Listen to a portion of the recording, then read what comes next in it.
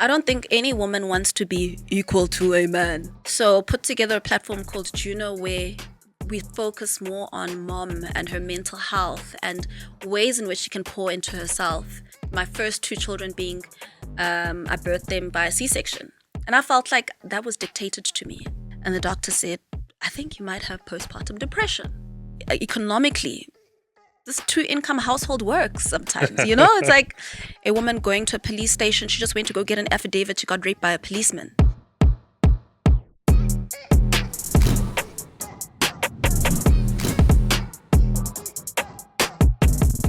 Season 1 is still done.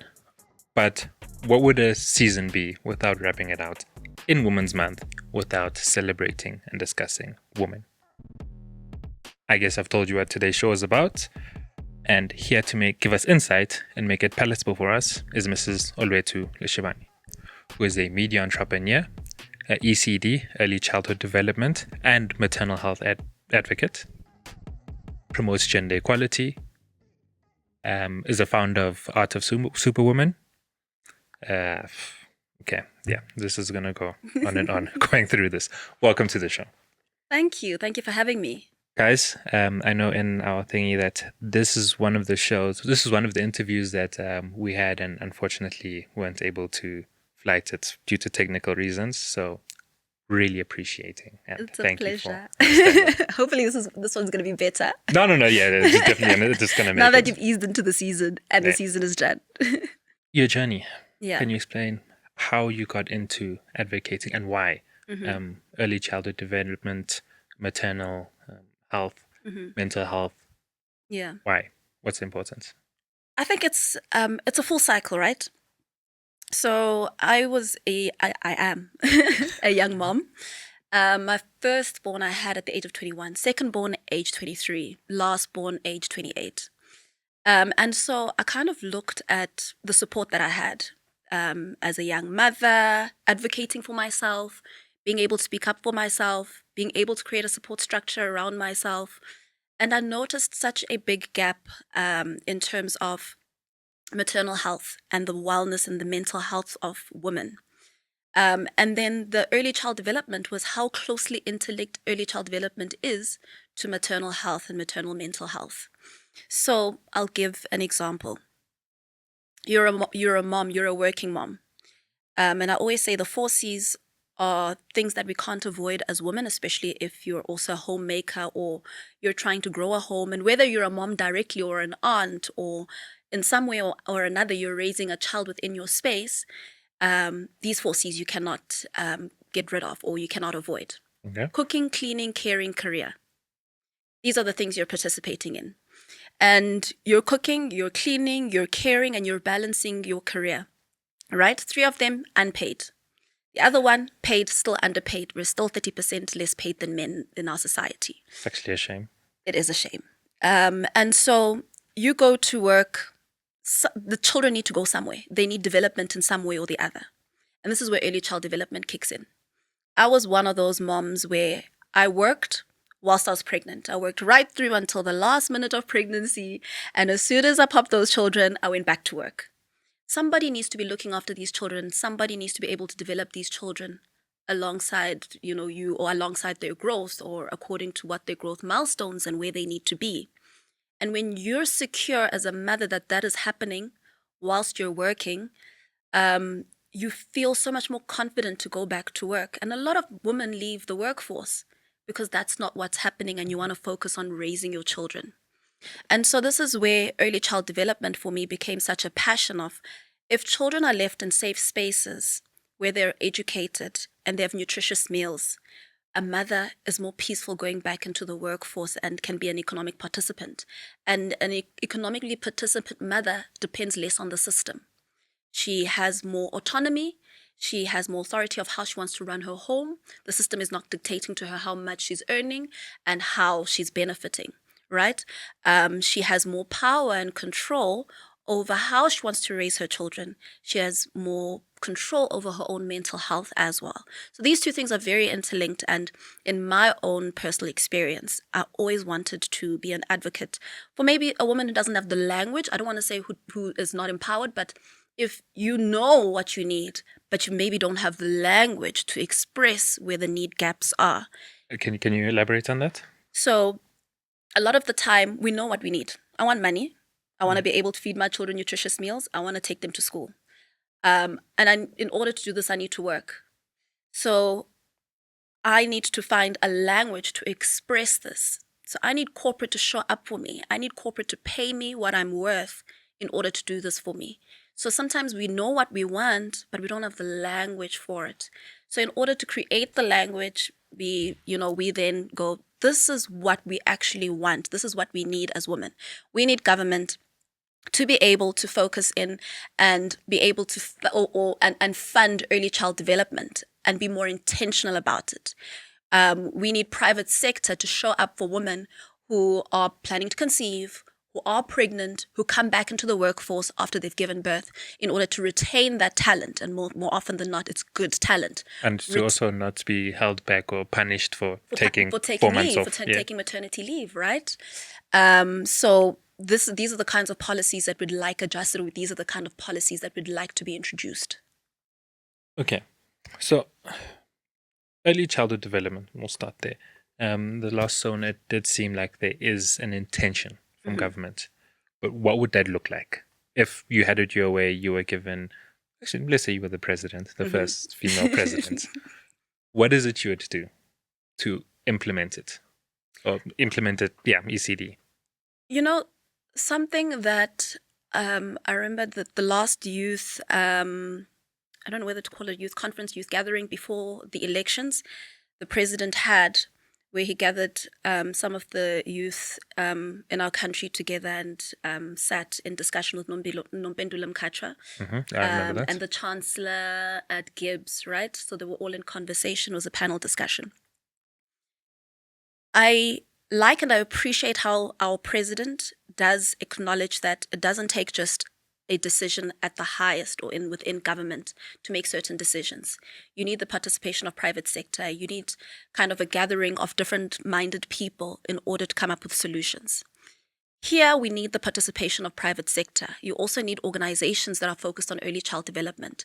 You need the private sector and government to work with these organizations. There are so many organizations that work in early child development that are underfunded, that have the capacity to train early child development practitioners. Give you an example. There's an organization that I'm an ambassador for called Smart Start. Okay. Smart Start trains. So you have the gogo who lives next door to you. Olwethu lives in apartment number 5. There's a gogo at apartment number 6 who takes in 6 children every day because the moms at apartment number 7, 8, 9, and 10 don't have any way to take these children during the day whilst they're at work. Olwethu gives ugogo at number 6 50 rand a day to look after her child. But ugogo plonks them in front of the TV all day long, feeds them maize and maybe lunch, rice and, spinach or pap and spinach for lunch.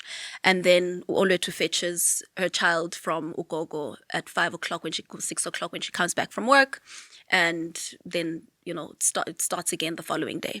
Now, Smart Start goes in and says, ugogo can be empowered.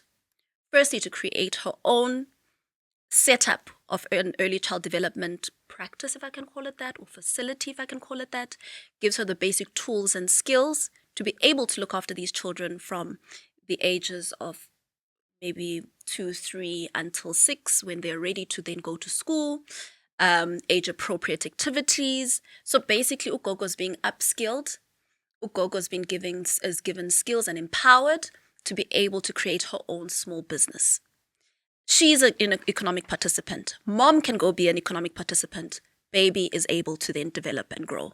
And by the time they hit grade 1, they understand the basics of being in a classroom. So we've spoken about Smart Start. Let's talk about your baby and not those 3 energetic fellows. Art of a Superwoman. Yes. What is it and how does it fit into this whole picture? Art of Superwoman started off as just a blog, me sharing my experience of being a young mom, homemaker, entrepreneurial, career woman. It really started off as that. And then it kind of developed into a platform where women would come to the platform and read up and comment and engage. And I created a community via Art of Superwoman. I never quite planned the blow up of Art of Superwoman. It was one of those where I was just kind of sharing and being vulnerable and creating a community of sort that grew more than what I thought it was going to grow.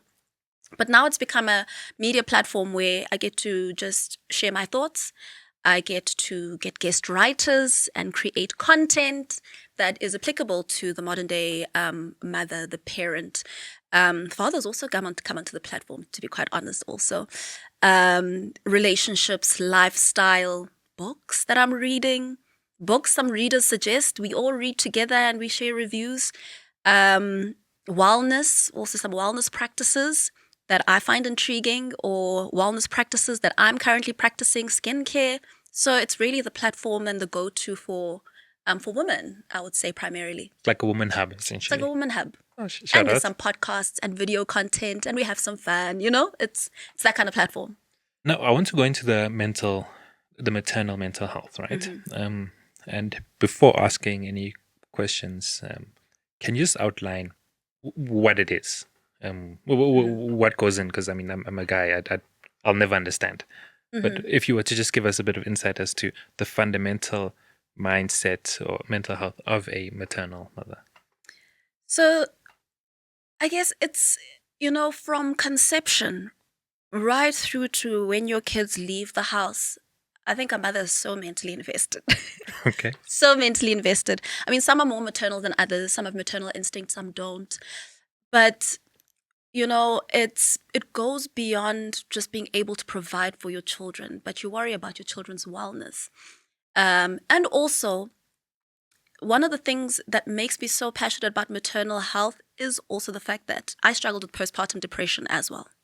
So in struggling with postpartum depression, and firstly, if you've never heard of the word postpartum depression, makes sense. or you've never heard, you think depression is depression, please. You go through these motions and you don't quite understand what's going on. So you feel a particular way. You don't want to get out of bed. You don't want to breastfeed your child. There's certain things you don't have energy for that you used to have energy for. You don't want to get out. You don't want to have to shower or get ready, and you really don't have you have no connection to your child for a particular time. And then you get diagnosed with this thing called postpartum depression.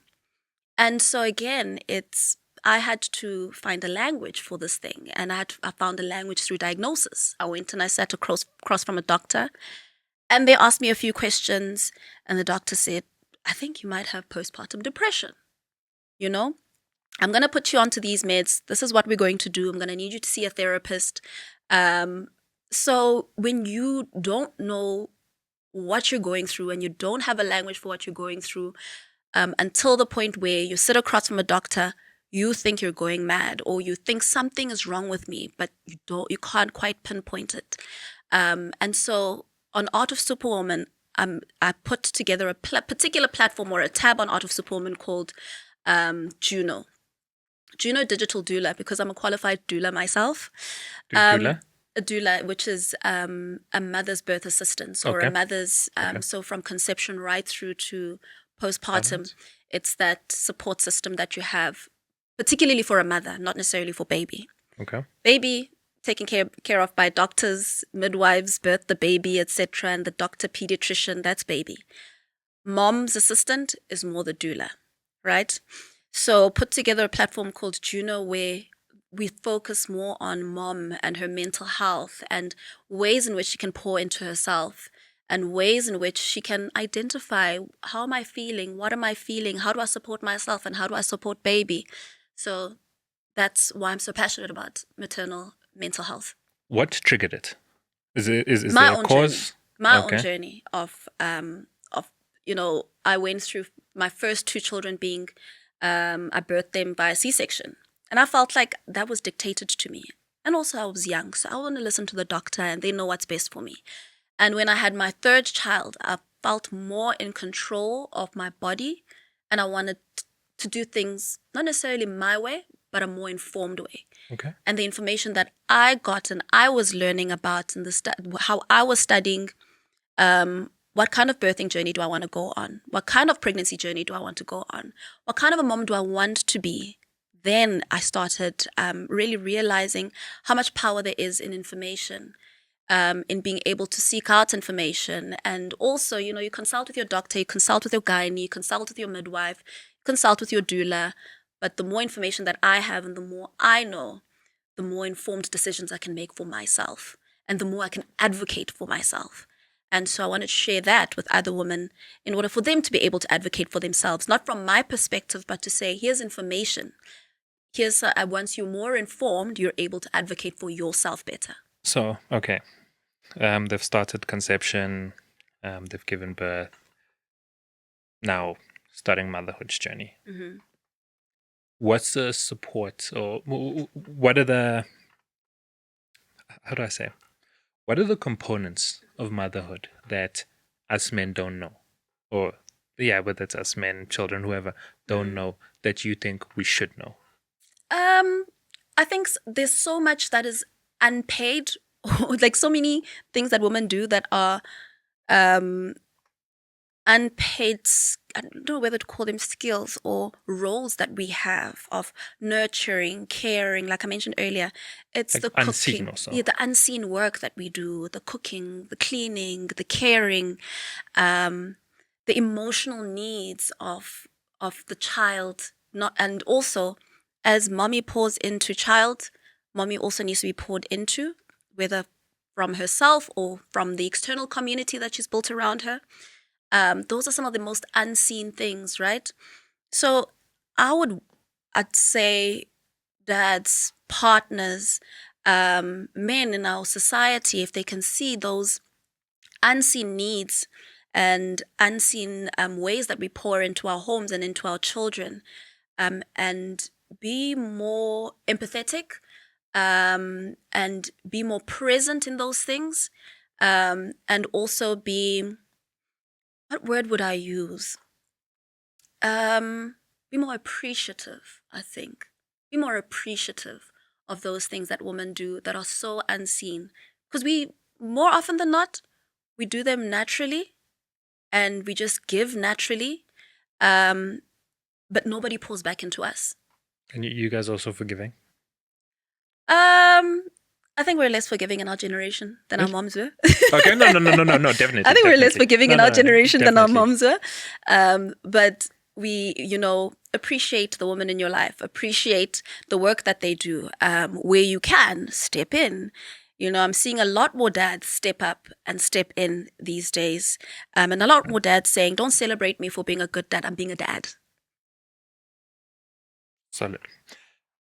Building on the forgiving component, what is it in the psyche or the decision-making process of women that allows a woman or encourages a woman to stay in a situation that she shouldn't, whether it's abuse, GBV, etc.? What is it? Why do they stay? What is it in the psyche of a woman? That's a tough question to answer, and to answer as a single one unit person, as opposed to answer it with other women where they would be able to chip in. That's a very tough question to answer.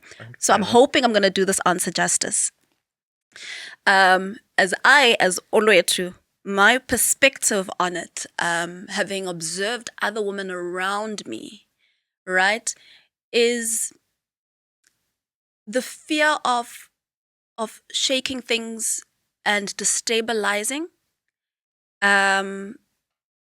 Economically, am I going to be able to put up with my decision? Am I going to be able to withstand the long-term effects of this decision? Comfort.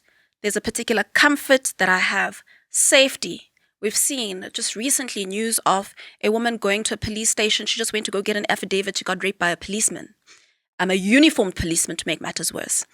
At the police station. At the police station. Support systems. We don't have, I mean, in our modern times, I'm living in Johannesburg. I don't have the kind of support system that my mother would have had when she lived in the Eastern Cape with her family around her when I was growing up. My grandmother was down the road. My other grandmother was a neighborhood away. My grandfather lived a city away where she could have just driven 2 hours, dropped me off by my grandfather. You know what I mean?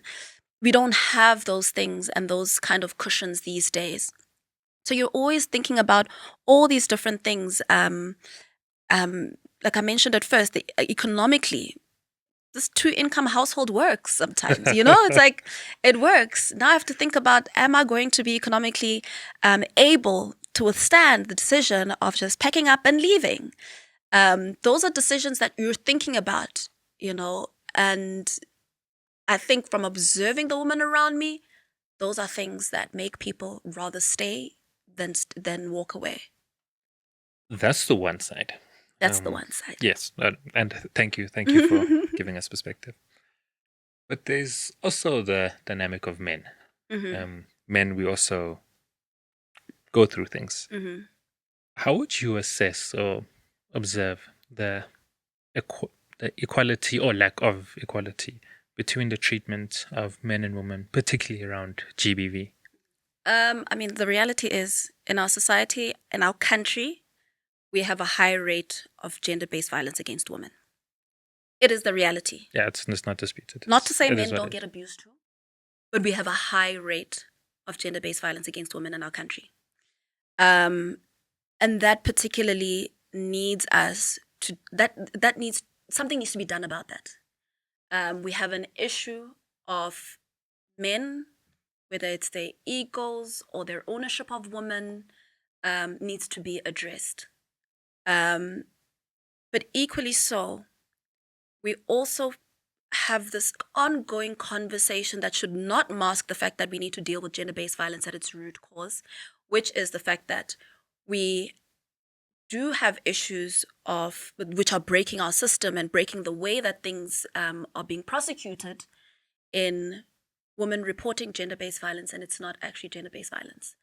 It gets to the courts and then things get thrown out, and now you have a system that then becomes flawed and loses public confidence. You have real victims that are being re-traumatized within the system. So I think, I don't know if it's a thing of awareness that women need to have of reporting things when they actually happen. And I know this is tough, and it's not a place where you can't just assume people will be abused and then go and report a case, because it's a whole lot of trauma in itself, right? But we can't have false reporting happening. I don't know what's going to solve it. I do not have the solve, but we can't have cases of people reporting cases that are just non-existent or have not happened. We can't have a case where we're playing around with the narrative of abuse, or playing around with toying around with people's feelings and dangling abuse purely because it gets me somewhere, or it gets me something, or it's a revenge thing. It really invalidates real cases that are there. So I'll go and give a personal example. Once upon a time, I had a neighbor. I'm not going to go into details. And I heard a bang in the hallway. So I get out, check the, and I see man and woman. And the woman says, he banged my head against the wall. I look at him, he's bleeding. And it becomes fine. There's no excuse to hit a woman. There's no, it's wrong. There's no two ways about it. But also, is this GBV? Like, what is it? Situations like that. How do we deal with that? What do we call that? What's the psyche? Honestly, because I don't know the details of that, it's very hard to answer. Okay, fine. It's very, very hard to answer when you don't know the details of that. I mean, I raise my kids and I tell them all the time, we don't hit women. We don't hit anyone, we don't use our hands, we use our words. We talk through things. I I'm always like, let's sit down, let's communicate first person, then use physical in order to address things. So it's very hard to know what happened there without understanding. I mean, if you're saying he's bleeding, he hit my head against the wall, it's so hard. Yeah, no, it's a mess. But I think I've But got the question I wanted to ask now. like, let's report each other. You go to the police station. You go to the police station. Let's see each other in court. But again, because we have such a high rate of gender-based violence against women, I am never one to invalidate a woman's feelings or her experience, because we live in the kind of society we live in. With that said, from a legal and a social perspective, because social is a big thing, especially in social media, the treatment of them, do you think it is treated the same when a man says been abused versus when a woman says been abused? I'm not making it about men. I'm just trying to understand the system. I mean, I have no idea about. I'm no lawyer. I don't know how the system treats it. But I do think they need to be treated differently. A man putting his hands on a woman in a society where we have such a high rate of gender-based violence against women, the might of the law needs to come on him, right? We have an issue of women dying in the hands of men every single day in this country.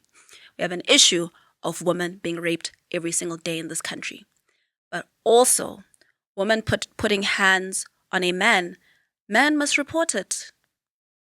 It equally needs to get its day in court where that is happening. And that's my take. What ultimately do you think needs to be done in just to create a safe space for women to thrive, just to be women and just do those 4 C's? So much. So much. Women need equality, economic equality, and to be seen.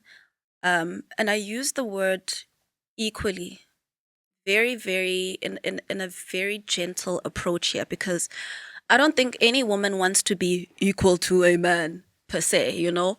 I just think women want to be seen as, I also have the brains, I also have the know-how. We're not built the same, right? Men have their place in our lives, and I believe the masculine and the feminine always balance each other and should be able to balance each other.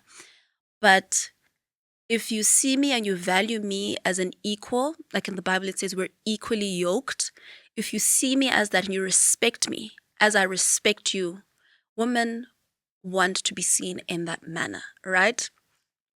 And economically, to be paid fairly. And I say this also gently, because I'm not saying pay me what TJ is being paid. I'm saying pay me fairly. I have my skills and I have my abilities, and this is what I propose I should be earning. Pay me fairly.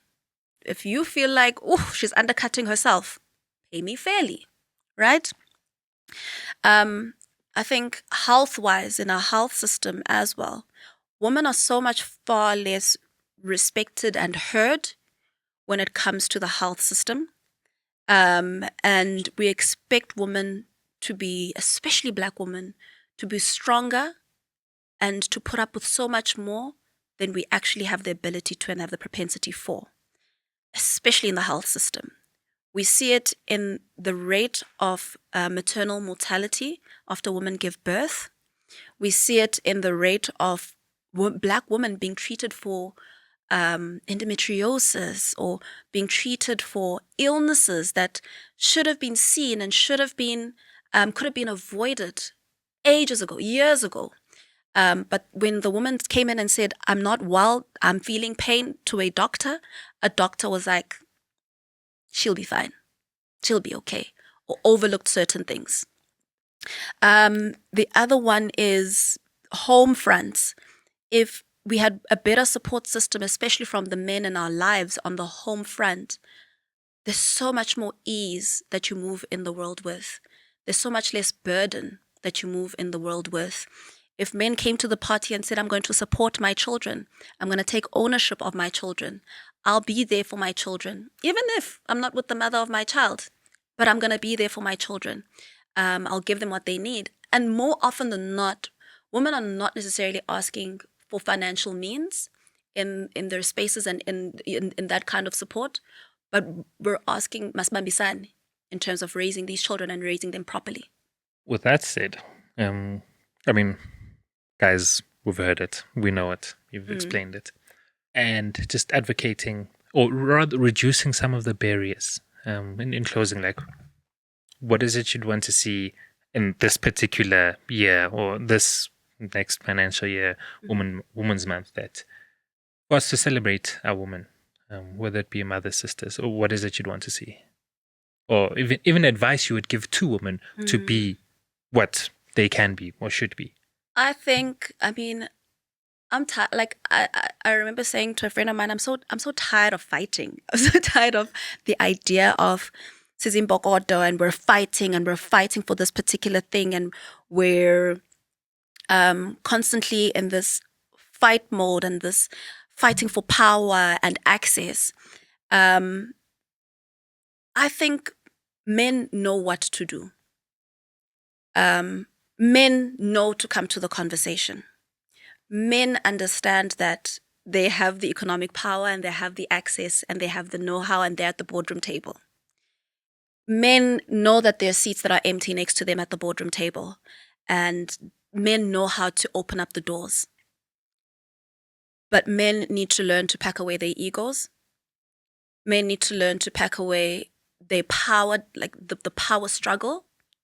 We're never gonna. I don't want to say never gonna wear the pants, but our natural ability or our natural instincts as women is that we're nurturing, we're collaborative, we function in with our femininity, and that needs to be welcomed more into spaces. I'm never going to be passive aggressive in the spaces. I am more willing to collaborate, to work with, to function in kindness, to function in spaces where we pull each other up.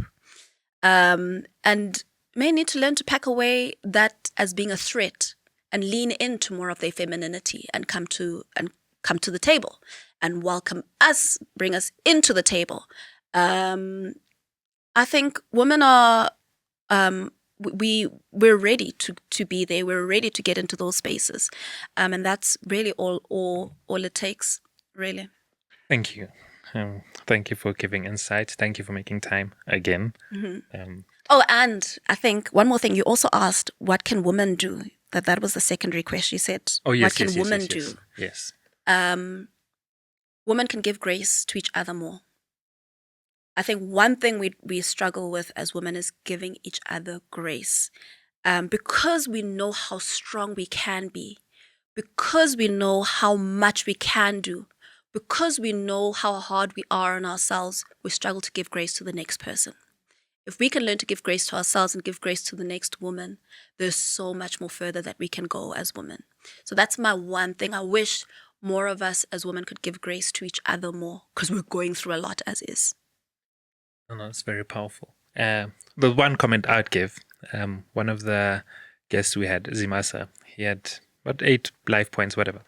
And one of them is, you get what you negotiate, not what you're worth.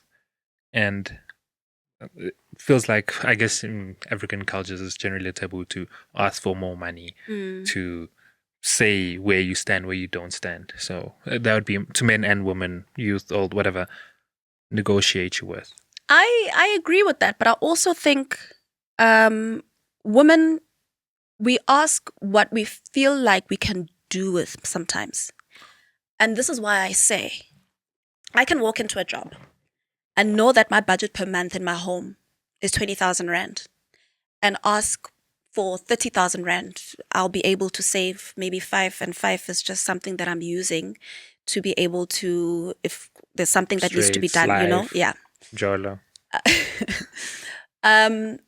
But if the actual benchmark that the company has set is 40,000 and you're a man at the table or you're a woman at the table and can say, we were actually willing to give 40,000, it goes so much further. And this is where I say corporate sector and spaces can do so much better in bringing women in and ensuring that women have the economic ability or have can be economic participants at the best that they can be economic participants. I don't have the language for this, but I'm trying. But No, you're articulating we it well. can, like, we have such a big role in private sector, or private sector can play such a big role in bringing women in and ensuring that they paid well, so they look after their children well, so that their mental health is fine. You'll be able to retain more women. And research shows women in companies and women-run companies and women in management and executive positions in companies, those companies do so much better than companies run by men. Just saying. I'm just saying. All lives matter. I'm just saying.